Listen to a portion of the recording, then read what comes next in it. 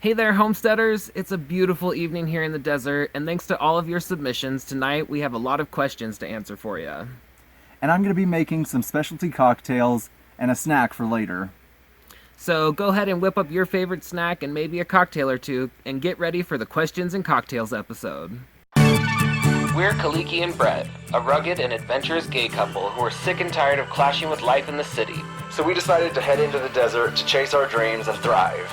Along with our furry friends Chuck and Momo, We'll explore DIY projects, tiny house construction, gardening, hiking, cooking, and share what it looks like to jump headfirst into homesteading. so subscribe and join us on our dusty adventures to build this desert dwelling.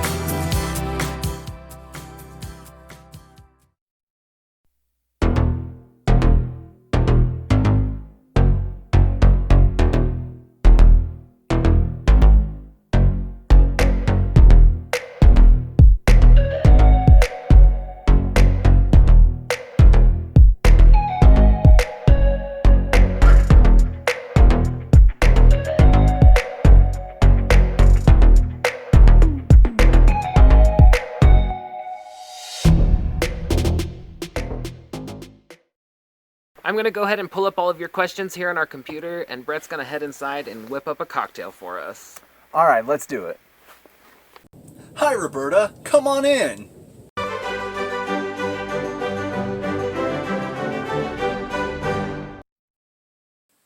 First, I want to show you all the different infusions that I made. First I have star anise, then I have one with cocoa nibs, then banana one, and then a lemon ginger one. And a little bit later I decided to use some rabbit brush to do one. Then I left them to infuse for a week, except for the star anise, which just took 2 days. Here we have the one that I used, the rabbit brush. These little yellow flowers. It made it slightly a yellow color. And next I have the star anise infusion. Doesn't look much different. And then the lemon ginger one. It's a little bit cloudy, but looks basically the same as the other ones. And then got the banana one, which is very cloudy. You can't see through it at all. And then finally, the one I'm most excited about is the one that we infused with cocoa nibs. It smells so good.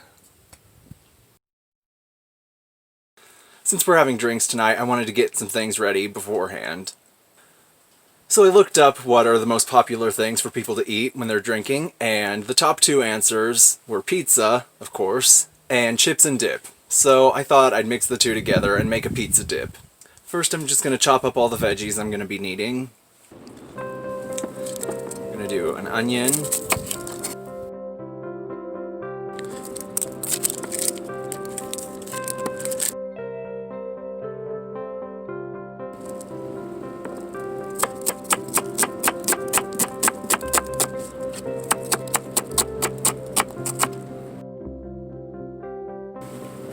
some mushrooms,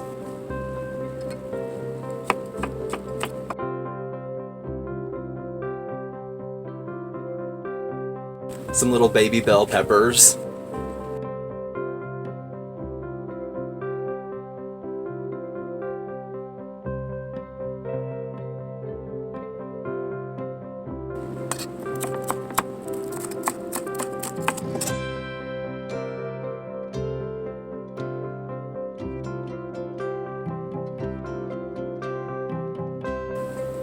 and some black olives.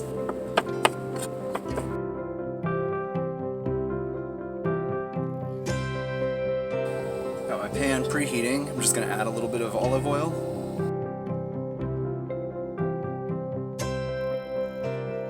And to the hot oil, I'm going to add a couple of Beyond sausages. If you've never tried these, they're really good. These are the spicy Italian sausage ones. They also make a bratwurst style. Even if you're not a vegetarian or vegan, I would recommend these sausages. I'm just going to brown those sausages up.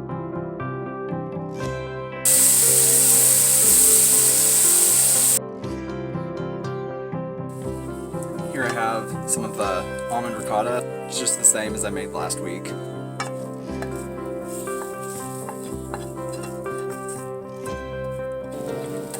And now I'm gonna saute these onions.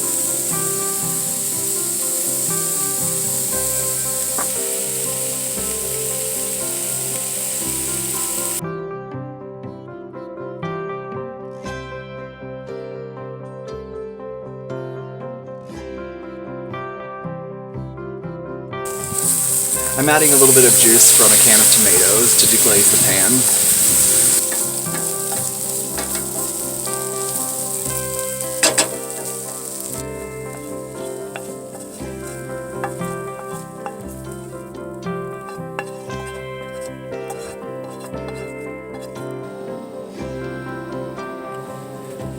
Now I'm gonna cook the mushrooms.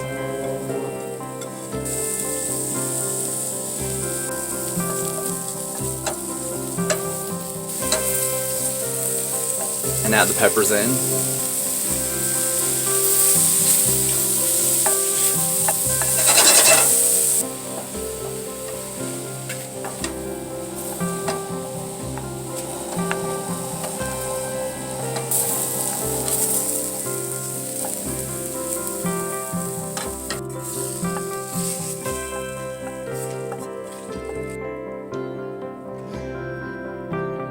So to all the veggies that I cooked, I'm gonna add the black olives and some diced tomatoes. Mix all that up together.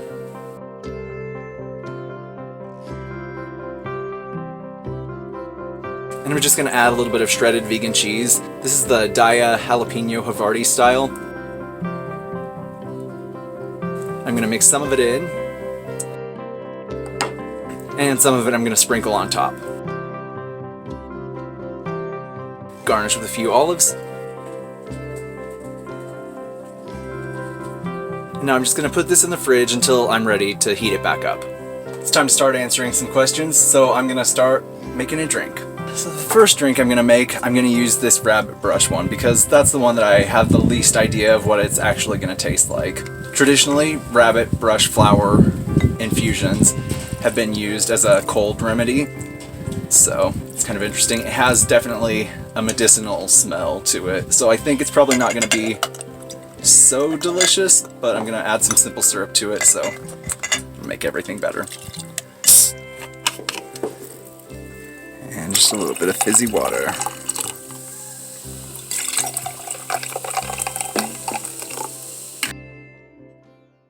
So what kind of drink is this? This one is the rabbit brush flower infused bourbon with just a little simple syrup and carbonated water. All right. Bottoms up. It's pretty good. That actually is really good. Yeah, I like it. It's earthy, it's planty, it tastes like that plant smells. Yeah. All right, well, let's go ahead and get started with our questions now. Looks like the first one we have is, what did you dislike about the city, and do you think you'll ever return? I'm from a small town originally, so the city was always kind of a bit much for me, and I think I was never really meant to be a city boy. And I grew up in the city, but it just got to be such a struggle to be working full-time just to rent a place to live and not really be building anything of my own, so... Yeah, I was working like 50 hours a week and barely paying for my rent and car payment, so it just really felt like I was throwing money away all the time, and I was working so much that I didn't even really have a lot of time to enjoy myself outside of that. Yeah, it was a lot of working to live and living to work, and honestly, I don't think I'll ever return. At least, I don't really want to. You think you'll ever return? I mean, to visit, but I don't think I will ever want to live in a city again. Yeah. Alright, so the next question is, when did you first arrive on the land, and how much land is it? We got here and got this land in June of 2017, and... how much land is it? It is about 2.5 acres. So our yard and living space right here, I'd say, is not even a 1/4 acre, but then we have some surrounding land where our high tunnel and some other open areas are. All right, question number 3. Do you plan to make your home bigger, i.e. kitchen, bedroom, living space, etc.? So we have expanded the house a little bit. We added the bathroom area and the screened-in porch, and we're planning to add a greenhouse as well, hopefully at some point. And I think that's pretty much it for this structure that we'll do. Yeah, we will make the kitchen, I think, more functional, but not by adding any space, just by utilizing the space we have in a more functional way. Yeah, at this point, it's more just improving the space, not expanding the space. Next one. Did you guys end up building an earth bag home? We haven't. We cleared out an area where we're going to start building an earth bag building that will be like kind of a bedroom and maybe some storage for food. We might put a root cellar inside of that, like down below the floor. But we haven't started yet because with the videos and everything else that we have to do on a day-to-day basis, we didn't really have time to get into that project before winter time because the bags need time to dry, and if it freezes before then they won't cure properly. Yeah. Stay tuned for an episode, hopefully early spring next year, where we get that process going again. So the next question is, what has been the most difficult part of building your house? I think finishing anything has been the most difficult part. Once we have something like functional enough to live, we kind of just like move on before polishing the edges of it. Also, the roof on the porch, we have a hip part of the roof. The rest of it is just kind of like a lean-to style roof, so there's just one angle on all the rafters. But on the porch, I had to do compound angles to make the hip joint, and that was really kind of confusing for me. But I got it done, and it is pretty well lined up, so I'm happy with that. I'm almost done with this drink. You're gonna chug it? You don't gotta chug it. Let's make another one.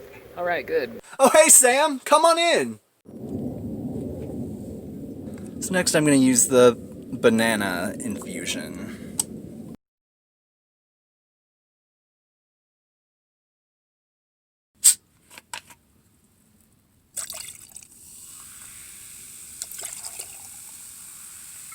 All right, so we have another drink now. What kind is this? This is the banana infusion. I've been really excited about this one. I'm not that drunk already. God, it smells so good.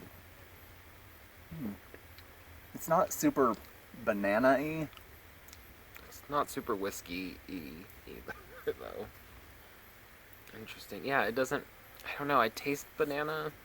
It smelled really like toffee almost Yeah. when it was in there, which was strange.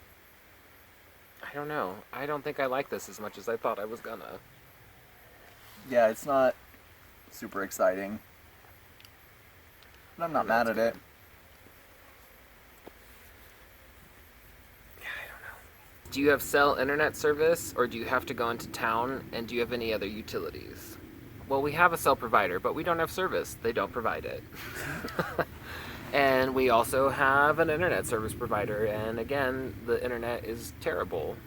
The majority of the time we can browse and like stream videos and stuff, but if we're trying to upload something to the internet, it goes way too slow, and a lot of times at like peak hours we can't even really stream.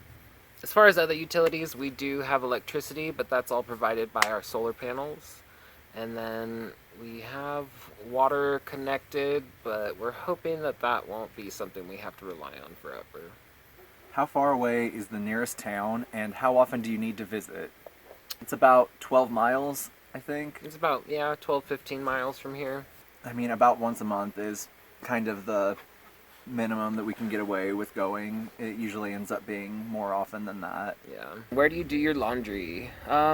We do some of our laundry here with a 5-gallon bucket. I have some pictures of that I put on our Instagram account.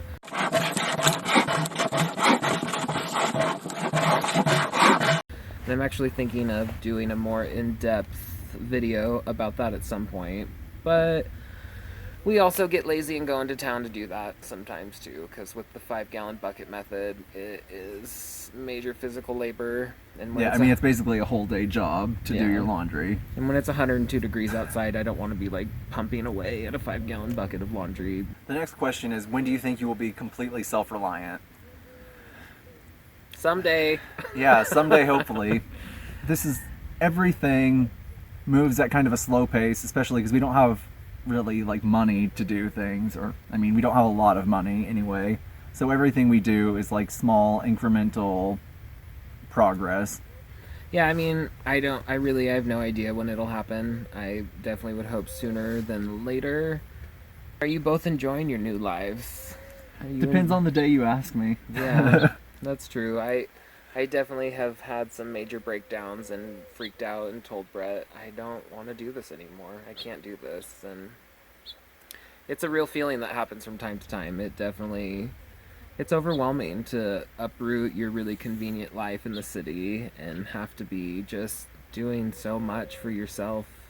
When I think about having to have a full-time job again to pay rent for somewhere, that sounds so much worse than any of the discomfort that I have here. I think mainly I just need my own self to keep myself happy, and that takes a lot of work. I've always been a pretty emotional and intense person, so there are times when no matter where I am, I don't really enjoy what's going on.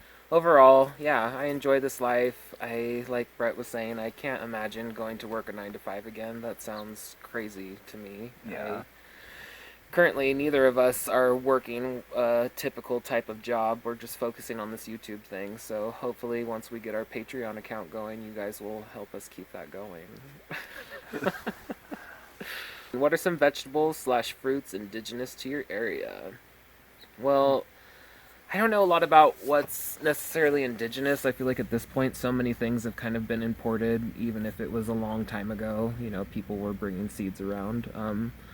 One thing that is really amazing is asparagus. We have lots and lots of asparagus that just pops up everywhere. We have a few pretty mature plants that we get to harvest every year, and it seems like a couple new plants are popping up every season. Yeah. Well, the first thing I thought of is cattails, the inside of a cattail.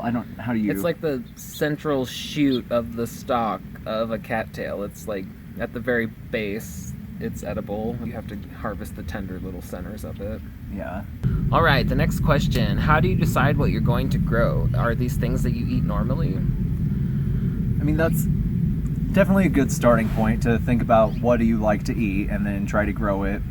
Yeah, this year I planted ridiculous amounts of kale.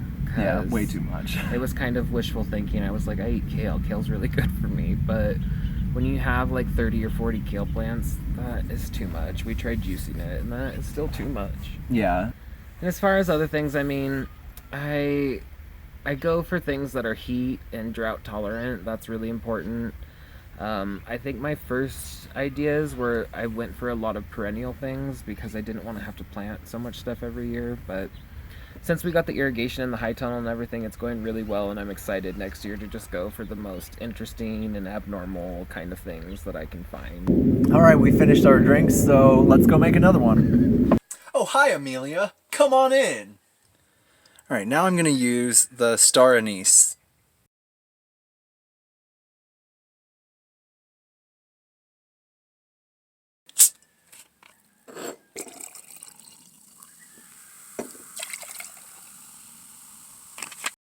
I killed a mosquito and got blood on my shirt.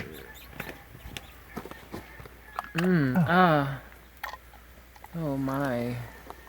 Well, cheers for real. Cheers. Cheers. Black licorice, star anise. Oh man. That's a good one. That is good. That's really good. If you like black licorice flavor, I would highly recommend doing this. Oh man, I like that a lot. All right, let's keep going. All right. How do you use your compost? Our compost, most recently, has been used in the high tunnel. We just got into our first pile that we had made and spread it in half of the high tunnel. And before we laid down the irrigation lines and all of that, that section of the high tunnel did really, really well. It seemed to respond great. Excuse me. What's next? How did you build the greenhouse? The greenhouse that we have, I'm not sure if this person's talking about the greenhouse or our high tunnel. The greenhouse that we moved in the very first episode, where we were making room for our earth bag dome, a friend of mine actually was tired of that being in her front yard, so we went and took it off her hands. But if you wanted to build something like that yourself, it would be totally doable just from things you could get at Lowe's or Home Depot. And it's just made out of PVC pipes, then Coroplast or Corex. It's basically like cardboard but plastic. And a couple screws here and there. I guess there's more to that. There's like some hinges for the door, but basically it's just PVC and the Corex. Yeah, and then there's those little channels that connect the pieces of plastic together. Yeah. Anyway. Are you planning to get another high tunnel? We are. We actually put in an application this year, but we put it in too late to get it this year, so it'll just roll over into the next year. So yeah, by the end of next summer, we should have another one we're building. And I don't think I'll make that mistake of not applying on time again. I wasn't sure because this first high tunnel we got was a lot more work than I was expecting it to be to put together, so I was a little nervous about doing it again. Yeah. But I finally decided to look into it, and I found these really great ones that look like they're just as much square footage on the ground, but would take us maybe a week to put together, as opposed to this big old thing took about 3 months to really get done from start to finish. What's next? Have you made plans for a root cellar? We haven't necessarily made plans. It's something that we plan to do, but we're not sure exactly how we want to go about doing that at this point. Yeah. For the time being, it's actually right below us, we have a cooler that we partially buried under the ground, just a styrofoam cooler. It never freezes in the wintertime, and all throughout the summer, it doesn't get above like 70 degrees, which our house definitely gets above 70 degrees. Yeah. So that's kind of what we're using now, just a cooler buried in the ground to help keep some produce last a little bit longer. In order to can all the things we want to, we are going to have to make a root cellar. And I think you mentioned it earlier with the earth bag dome that we want to do. We're thinking about incorporating a root cellar sort of storage area under the bed in that structure. So the next question, how do you cool down during the day? Well, luckily, it's really, really dry here, so we use what is called a swamp cooler or an evaporative cooler. I mean, it's basically just a fan and a pump, so we tend to just turn that on and sit in front of it during the hottest time during the day, and at night we just run a fan. Yeah. It's hot. We spray ourselves with water. We struggle. We cry. And I know people talk about like, oh, the dry heat is like better. It really is. Like if it's 90 degrees here, it's fine in the shade, especially if there's a breeze. Like, especially that. And part of that is just adapting to wherever you're at, I think. What's next? What's the process of getting the homestead ready for the colder months? Blankets. Fill up our propane tank. There's a lot that happens in fall, as far as like putting our garden to bed and sort of prepping it for the next year. You know, we want to do some cover crops this year, which is a little bit different. And I don't know, we might buy a video game because we're going to be stuck inside for most of it. In the winter, moisture builds up a lot, which I never thought in the desert moisture was going to be a problem. So that's actually something we might do this year, is install some sort of ventilation fan before the winter comes. Definitely an important step of it, because the humidity could be a problem, and that will, like, it's not a huge issue at the moment because most of the year is so dry, but down the road, like, having a bunch of moisture in our house is just gonna lead to things that we don't want, like mold and rot and things that are definitely big problems. Yeah. So I'm getting a little more loose, a little more wild. Loose This and lovely. This banana juice. It's not banana juice. This star anise juice. I'm loose and lovely. I never know what to say. Like, 'cause I've called it anise before, and then I've had people be like, "You mean anise?" Like, I don't know. What's next? I need a solar panel for my off-grid cabin. Do you guys have any tips on how to go about that in a cost-effective way? I mean, there's a lot that goes into that. It really depends on what you want to be using your solar power for. So the most expensive part of any solar setup is going to be your battery. Yeah. So what you need to figure out is what you want to run and then find out how much that's going to use. There's a bunch of really useful kits also, but I was just going to say a lot of useful information online about calculating how much you're going to need. So I think the cheapest batteries are the AGM, the glass mat batteries. And then They have some sort of electrolyte liquid between sheets of glass. I don't really know what's going on in there, but I know if you don't use them properly, you can break them. Yeah. All right, the next question. I live in Nevada, and I know we can get some good wind, have rattlers and scorpions. Is that an issue on your homestead? Do you get a lot? I have yet to see a rattlesnake in Nevada. I saw some when I lived in Oregon. Yeah, I've never seen a rattlesnake here. I know that they are around. It's the Great Basin rattlesnake, I think, that's in our area, and it's one of the few really dangerous snakes that are around here, but I haven't seen any. We go and kind of search out the scorpions with the black light. Yeah, but they're not really a problem. They're definitely around, but so far they haven't been an issue. Neither one of us has gotten stung. Wind is definitely challenging, but snakes and scorpions, no big deal. They're just part of the life cycle here. Yeah.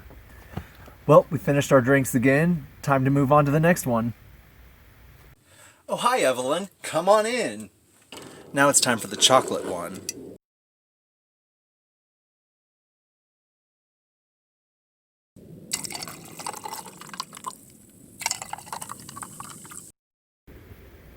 I can see him over there in the kitchen. He almost fell. He's running. Momo's excited. Things are happening. There's a jet coming. Oh my god. Momo's pumped. Get it, Momo, get it. It's hot. I'm hot.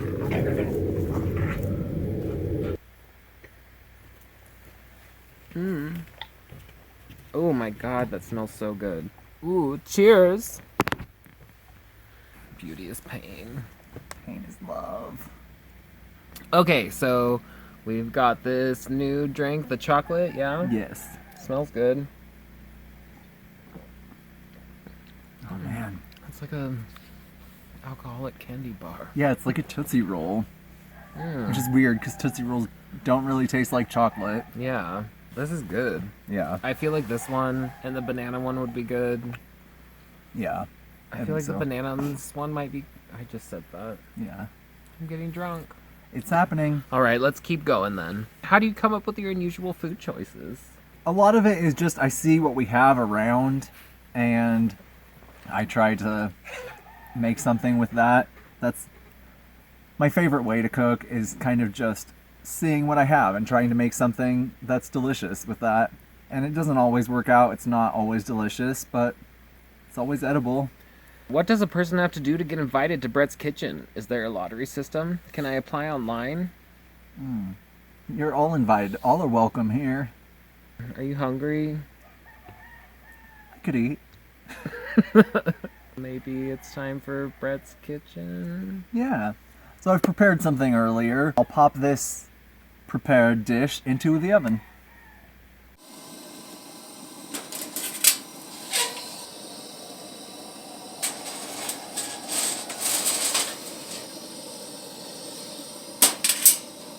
Okay. So you got that all taken care of in the kitchen. You're ready to go, ready to do. I'm ready to go. Got it in the oven. Do you think your pets prefer this life compared to the city life? I would say definitely. Oh yeah. I mean, we didn't have Momo until we moved here, but the person we got him from said that he had been thrown into a ditch in Carson City, so I don't think he really enjoys the city life very much. Yeah. I think Chuck really liked all of the attention he would get on the streets of Portland. He's really cute, I have to admit it. It was even cuter when he would follow me to the bar and go and get all the attention from the drunk people there. But I think overall it's more exciting for them to just kind of go wild, have all the space, and do whatever they want. Yeah. So next is, how do you make dog food for Momo? That's a really good question. We actually are planning an episode before too long where we're going to show you how we make Momo's dog food. Next question is, what's your favorite hike you've done together? Oh man, I mean, Like our first date, we went on a hike in Forest Park. Yeah. And that's just like in Portland. Yeah, giant. so I guess that is my favorite one, is our first date was a hike in Forest Park. Yeah, that was really nice. The next question is, how does the world treat you, a gay couple, in 2020? In general, I mean, I think it's a lot better than previous generations had it, but people are not just, like, so okay with it, and there's a lot of, like, little microaggressions that you experience as a gay person. Like, people have told me, like, I like that you're one of those gay people who's not, like, so in your face about it. Like, Yeah, and I've also, I hear a lot people, especially in a rural area where there's not as much experience with stuff. I hear people calling other people gay. Yeah, and that's saying, so gay. And it's like, that is hard. They're not necessarily treating me a certain way, but they're not treating me a good way. yeah, and they're not thinking about, like, do you know who you're saying this to? Do you know what that means? You're using who I am as an insult, so that is pretty hurtful. We're finished with these drinks, and we just have one more of the infusions to try, so I'm going to go and do that and see how the stuff in the oven is doing. Oh, hi, Muriel. Come on in. And for this last drink, I'm finally going to try this ginger lemon. You're terrible, Muriel.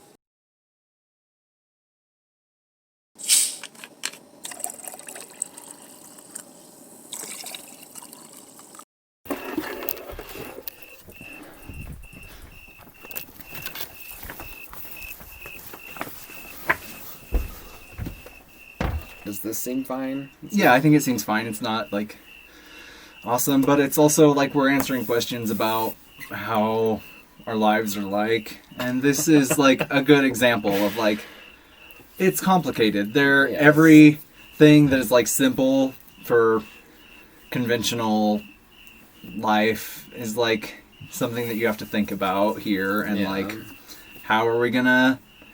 what are we going to do about lighting? How are we going to bring a light out here? We have the electricity, but we don't necessarily have the infrastructure for all of that. So there's a lot that goes into even, like, simple tasks. So I think that's just a good thing to show.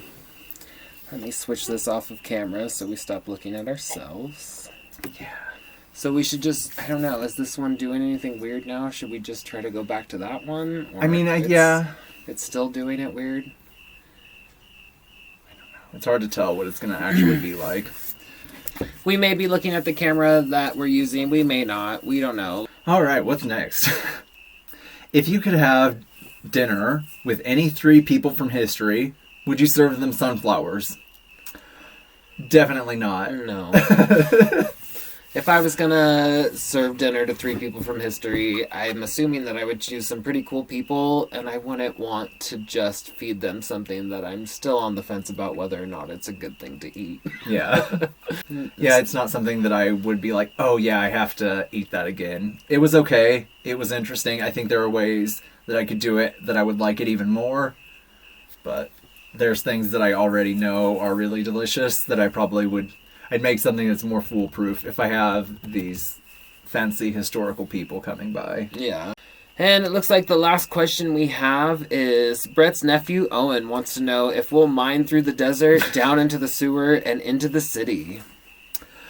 Well, I don't think that there is any sewer below us. So the quick answer would be no. We probably won't do that. Brett's niece, Riley, also wanted to know if we do mine into the city, will we get ice cream afterwards? Yeah. Of course. Yeah, of course. If we're going to go through the trouble of mining our way all the way into the city, there better be a sweet surprise at the end of that tunnel. For sure. Well, that's all the questions that we have for right now, and I think our food is ready, so we'll get that and then finish this video up.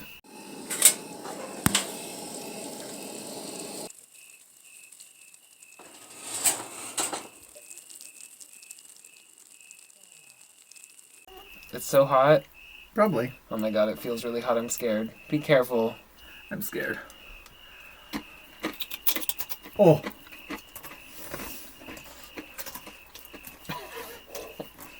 You're okay? Mm-hmm. I don't think it's ready for us to eat. It's really good. I'm scared. Should I not? I don't know. I mean, I had one right by the edge, and it was super hot. But if you got like in the middle a little bit more, Oh my god. That's crazy. It tastes like a pizza. yeah. Well, this episode may have turned out a little wonky, but this dip did not turn out wonky. Yeah, this is just what I needed. This is so good. I don't even know what to do. Can we wrap this up? Yeah. Thanks so much for all your questions. We wouldn't have been able to make this episode without you. Thanks so much for watching, and don't forget to like, subscribe, and hit that notification bell so you don't miss the next episode of Desert Dwelling. See you next Tuesday.